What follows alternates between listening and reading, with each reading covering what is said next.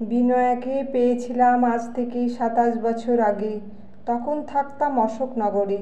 Ashoknagar station থেকে ৩ kilometre ভিতরে ছিল আমার বাড়ি। সকালের ট্রেনে অফিস যেতাম। আমার অফিস দমদম। একদিন সকালে ঘটল একটি ঘটনা। দত্তপুকুর থেকে বছর ২৫-এর একটা মেয়ে বাচ্চা কোলে নিয়ে ট্রেনে উঠল। আমি ট্রেনে দাঁড়িয়ে আছি। মেয়েটি উঠেই আমার পাশে দাঁড়িয়ে গেল কিছুক্ষণ। ভিড় বেশি ছিল না। ট্রেন দ্রুত গতিতে চলছে। আর মিনিট ৩ গেলেই বারাসাত স্টেশনে ট্রেন ঢুকবে। মেয়েটি হঠাৎ করে আমাকে বলল, দাদা, আপনি কোথায় নামবেন? বললাম, দমদম। এরপর বারাসাত আসছে, তাই না? হ্যাঁ। যদি কিছু মনে না করেন, আমার মেয়েটাকে একটু ধরবেন। ট্রেনে ভিড় হবে তো খুব, তাই বাচ্চা নিয়ে সামলাতে পারবো না। বললাম, ঠিক আছে, আমার কোলে দিন তাহলে। বাচ্চাটি তখন আমার কোলে। বারাসাত আসতেই ট্রেনটা ভিড় হয়ে গেল। ভিড়টা বাড়তেই আমাকে ঠেলে আরও একটু ভিতরে ঢুকিয়ে দিল। আমি বাচ্চাটাকে কোলে নিয়ে আছি। কিছুক্ষণ পর থেকে বাচ্চাটির মাকে আমি আর দেখতে পাচ্ছিলাম না। ভাবলাম ভিড় হয়ে গেছে, তাই হয়তো দেখতে পাচ্ছি না। সামনেই হয়তো কোথাও আছে। এদিকে আমি দমদম নামবো। ট্রেনের ওপাশ ওপাশ খুঁজে দেখছি তখন, কারণ বাচ্চাটিকে মায়ের কোলে দিতে হবে, কিন্তু খুঁজে পাচ্ছিলাম না কোথাও। পাশে তখন একজনকে জিজ্ঞাসা করলাম, আচ্ছা, বছর ২৫-এর একটি মেয়ে এখানেই দাঁড়িয়েছিল, কোথায় গেল বলুন তো? আরে, উনি তো বারাসতের পরেই নেমে গেলেন। সে কি, ওনার বাচ্চা তো আমার কোলে। অনেকেই বলতে লাগলো, দাদা, আপনি ফেঁসে গেছেন, পুলিশি ঝামেলায় না পড়েন। এসব চলতে চলতে ট্রেন তখন দমদম স্টেশনে ঢুকে গেছে। আমার আর দমদম নামা হলো না। কিন্তু বাচ্চাটিকে নিয়ে যে কি করব ভেবে উঠতে পারছিলাম না। যাকে বলছি সবাই যেন পাশ কাটিয়ে চলে যেতে পারলেই বাঁচে। এদিকে বাচ্চাটি আমার কোলে নিশ্চিন্তে আছে। কেন জানি না মনে হলো ও আমাকেই নিজের কাউকে ভেবে নিয়েছে। মনে তখন নানা রকম চিন্তা ভাবনা মাথায় আসছে। কি যে করি তখন? ভাবলাম, যদি সত্যিই পুলিশের ঝামেলায় পড়ি, তাহলে বাচ্চাটাকে কি কাউকে দিয়ে দেব? কিন্তু বাচ্চাটির মুখের দিকে যখনই তাকাচ্ছি, এক অসম্ভব মায়া কাজ করছে। এক অনাবিল পিতৃত্ব বারবার জেগে উঠছে। কে যেন আমাকে বলছে, বাবা, আমি ফিরে এসেছি, আমাকে দূরে সরিয়ে দিও না। বাচ্চাটির মুখের দিকে তাকিয়ে আমি যেন নিজেকে আর ধরে রাখতে পারছিলাম না। আমি তখন সাধারণ এক পুরুষ থেকে পিতা হয়ে উঠেছি। মনে পড়ে যাচ্ছিল সেই অতীতটা, যে অতীতটা আমাকে ১.৫ বছর ধরে যন্ত্রণা দিয়ে চলেছে। সেই যন্ত্রণা থেকে মুক্তি দিতেই কি ঈশ্বর এমন ঘটনা ঘটালেন? প্রতিটা পুরুষ মানুষই বাবা হওয়ার স্বপ্ন দেখে। বাবা ডাকটা যে কত বড় আবেগের, কত যে মধুর, কত যে সুখের অনুভূতি, হয়তো বলে বোঝানো যায় না। কিন্তু আমারও একটা স্বপ্ন ছিল, যে স্বপ্নটা ভেঙেই টুকরো টুকরো করে দিয়েছিল লীনা। লীনা আমার প্রেমিকা। আমিও চেয়েছিলাম একটা বায়োলজিক্যাল পিতৃত্বের অনুভূতি, কিন্তু তা হয়নি। যা সহজে হতে পারত, তা আরও কঠিন করে তুলেছিল নীলা। নীলা তার গর্ভের সন্তানকে দেয়নি আমার পিতৃত্বের অধিকার। আমি নীলাকে ভীষণ ভালোবাসতাম। আমাদের ৩ বছরের প্রেম ছিল। প্রেমটা আমাদের ছোট বয়সের নয়, পরিণত বয়সের। আমি তখন সবেই চাকরি পেয়েছি। নীলার সাথে পরিচয় হলো একটি বিয়ের অনুষ্ঠানে গিয়ে। ওখানে ওকে দেখেই ভালো লেগে যায়। তারপর আস্তে আস্তে প্রেম গড়ে ওঠে। আমি ভাবতাম প্রেম করছি মানেই বিয়ে পর্যন্ত এগিয়ে নিয়ে যেতে হবে, তারপর সারা জীবন একসঙ্গে থাকার ছাড়পত্র। কিন্তু মানুষ ভাবে এক, হয় আর এক। আমি তো মন দিয়েই ভালোবেসে গেছি। পরে বুঝেছিলাম ও আমাকে ভালোবাসেই নি। বাসলে আমার একটা গোছানো সংসার হতো। নীলার সাথে যখন পরিচয়, ও তখন মাস্টার্স করছে। তখন মোবাইল ফোন ছিল না। ওর যেহেতু কলকাতাতেই বাড়ি, আমি অফিস ছুটির পর প্রায় দিনই দেখা করতাম। ছুটির দিনেই ভিক্টোরিয়া ঘোরা, ভালো সিনেমা দেখা, রেস্টুরেন্টে খাওয়া দাওয়া। আসলে ওই আমাকে ছুটির দিনগুলো ওর সাথে কাটানোর জন্য এনগেজ করে রাখত। ওর সান্নিধ্য আমাকে আনন্দ দিত। ওর ইচ্ছে মতো কেনাকাটা করত, আমি কিনে দিতাম।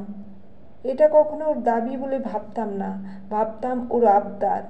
একসময় ভালোবাসাটা এমন জায়গায় গিয়ে পৌঁছলো, ও বলল, আমরা তো ফিজিক্যাল সম্পর্ক করতেই পারি। বললাম, সে না হয় বিয়ের পর হবে। বিয়ের পর? তার মানে তুমি তো কাপুরুষ। তবুও বিয়ের পর হলেই ভালো, কারণ বিয়েটা তো হয়নি। তাতে কি, ফিজিক্যাল না হলে আমিও সম্পর্ক রাখতে চাই না। ওর ইচ্ছাতেই কয়েকবার শারীরিক সম্পর্ক হয়েছিল। একদিন ও আমাকে জানালো অনেক বড় ভুল হয়ে গেছে, আমি প্রেগন্যান্ট, তাই অ্যাবর্শন করাতে হবে। আমি বলেছিলাম বিয়েটা করে নেওয়াই ভালো, কারণ দুজন দুজনকে যখন ভালোবাসি আর বিয়ে তো করবই, তখন এই পরিস্থিতিতে বিয়ে করে নেওয়াটাই সেফ। একটা পিতৃত্ব, একটা দায়িত্ব, একটা স্বীকৃতি দেওয়ার বাসনা মনের মধ্যে জেগে উঠেছিল বারবার। আমার কথা শুনে ও বলল, বিয়ে? আমি তোমাকে বিয়ে করার কথা ভাবিনি। তাছাড়া শারীরিক সম্পর্ক হয়েছে মানেই বিয়ে করতে হবে, বাচ্চা নিতে হবে এমনটা কিন্তু নয়। তোমার যদি বাবা হওয়ার ইচ্ছে থাকে অন্য মেয়েকে বিয়ে করে নাও, আমি পারবো না। আর অ্যাবর্শনটা আমাকে করাতেই হবে। তুমি ভাবলে কি করে এই অনাগত সন্তানের দায় নিয়ে নিজের কেরিয়ার নষ্ট করব? এতটা কষ্ট পেয়েছিলাম, ভাবিনি নীলা এভাবে আমাকে ঠকাবে। অ্যাবর্শন করানোর পরও আমাকে ছেড়ে চলে গেল। নিজেকে ভীষণ অপরাধী মনে হয়েছিল সেদিন। মনের দিক থেকে ভীষণ ভেঙে পড়েছিলাম। আমি নীলাকে স্বীকৃতি দিতে চেয়েছিলাম, নীলার গর্ভের সন্তানের বাবা হতে চেয়েছিলাম, কিন্তু নীলা চায়নি। 1.5 বছরে আমি ভীষণভাবে ভেঙে গিয়েছিলাম। অফিস থেকে বাড়ি আর বাড়ি থেকে অফিস, এই ছিল আমার জীবন। সাজানো জীবনটা বড় বেসুরো হয়ে উঠেছিল তখন। নীলার চলে যাওয়াটা আমার জীবনে বড় শূন্যতা। তবে আমি ওর কখনো খারাপ চাইনি। তারপরেই তো আমার জীবনে এলো বিনয়া। বিনয়া নামটা আমারই দেওয়া। ঈশ্বরই বুঝি বিনয়াকে আমার কাছে পাঠিয়ে দিয়েছিলেন। তা না হলে হয়তো আমি এক ভয়ঙ্কর ডিপ্রেশনে চলে যেতাম। আসলে সব সময় যে সব কিছু খারাপ হতে হবে তা নয়, তাই যা হয় হয়তো ভালোর জন্যই হয়। সেদিন বাচ্চাটিকে শিয়ালদা স্টেশন থেকে বেরিয়ে নিয়ে চলে আসি আমার দুঃসম্পর্কের এক দিদির কাছে। ঠিক করি নিজের পরিচয়ে ওকে মানুষ করব। দিদি থাকে তখন টালিগঞ্জে। দিদিকে সব কথা খুলে বলি। দিদি সব কথা শোনার পর ওদের নিচে তলার একটা ঘর আমাকে রেন্টে থাকতে দেয়। তখন থেকে টালিগঞ্জেই আমি থাকতে শুরু করলাম, আর সপ্তাহে একদিন অশোকনগর যেতাম। ওখানে আমার মা থাকতো। মা বলেছিল বাচ্চাটাকে নিয়ে অশোকনগরেই থাকতে। যেহেতু গ্রাম, তাই 5 জনের 5 কথা ভেসে আসবেই, তাই আর ওখানে থাকিনি। 1 বছরের মধ্যেই ছোট একটা বাড়ি কিনে মাকে নিজের কাছেই রেখেছিলাম। একজন আয়া অবশ্য থাকতো মেয়েকে দেখাশোনার জন্য। মেয়ে বড় হতে লাগলো। ভাবলাম একজন মা যদি পারে তবে আমি পারবো না কেন? আমিও তো বাবা, আমাকে পারতেই হবে। আমি আর বিয়ের পথে পা বাড়ালাম না। নীলা অবশ্য বিয়ে করে নিয়েছিল। আমাকে ছেড়ে চলে যাওয়ার পর খুব তাড়াতাড়ি অন্য একজনের সঙ্গে নতুন সম্পর্ক গড়েছিল। ছেলেটি ডাক্তার, বিত্তবান বাড়ির ছেলে। নীলা অবশ্য নিজেকেই প্রতিষ্ঠিত করেই বিয়ে করেছিল। ভালো লেগেছিল ওর পছন্দ মতো কাউকে বিয়ে করতে পেরেছিল দেখে।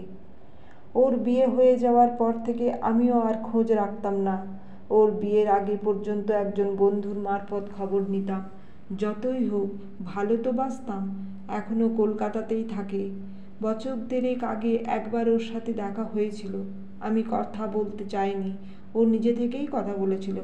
বলেছিল, জয় আমাকে ক্ষমা করে দিও, আমি ভুল করেছি এটা বলবো না, আমি অনেক বড় পাপও করেছি। আমার পাপের শাস্তি আমি আজও পাচ্ছি। আমি নিজে মা হতে পারিনি। নীলার এমন কথা শুনেই খারাপ লেগেছিল। আমার বলার কিছু ভাষা ছিল না। কথাগুলো শুনেই চলে এসেছিলাম। শুধু বলেছিলাম, ভালো থেকো। যাকে ভালোবেসেছিলাম তার তো খারাপ চাইতে পারি না। তবে আমি বিয়ে না করলেও তবুও আমি বাবা। ছোটবেলায় বিনয়া আমাকে জিজ্ঞেস করতো, সবার তো মা আছে, আমার মা নেই কেন বাবা? তখন হয়তো ওকে বোঝাতে পারতাম না। একটু বড় হতেই সব সত্যিটা ওকে বলেছিলাম। ও বুঝেছিল। তবে এটা ভেবে ভালো লাগে, আমি হয়তো বিনয়ার বায়োলজিক্যাল ফাদার নই, তবুও আমি তো ওর বাবা। বিনয় বারবার বুঝিয়ে দেয় যে আমি ওর বাবা। এই তো আজ প্রথম দিনই কলেজ থেকে ফিরে সন্ধ্যায় বাড়িতে একটা ঘরোয়া পার্টির আয়োজন করেছে। ওর বেশ কিছু বন্ধু বান্ধবও এসেছে। আমি যখন হেসে জিজ্ঞাসা করলাম, কিসের জন্য এই আয়োজন রে মা? নতুন চাকরি পেয়েছিস তার জন্য পার্টি? ও হ্যাঁ বলা হয়নি। বিনয়া রিসেন্ট চাকরি পেয়েছে, অ্যাসিস্ট্যান্ট প্রফেসর হিসাবে জয়েন করেছে কলকাতারই একটা কলেজে। বিনয়ার চাকরি পাওয়াতে আমি সব থেকে বেশি খুশি হয়েছি। আমি পেরেছি বিনয়াকে মানুষের মতো মানুষ করে তুলতে।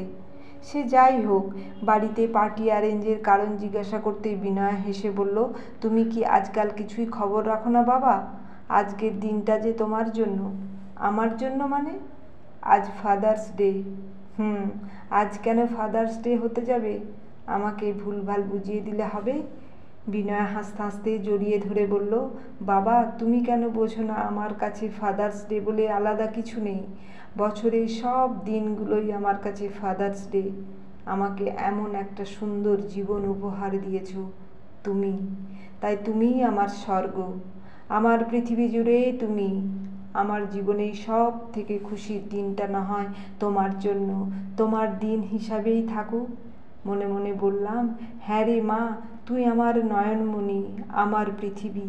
তোর পৃথিবীতেই আমি বেঁচে আছি। বাড়িতে আজ খুশির বন্যা, কত আনন্দ, কত খুশি আমি।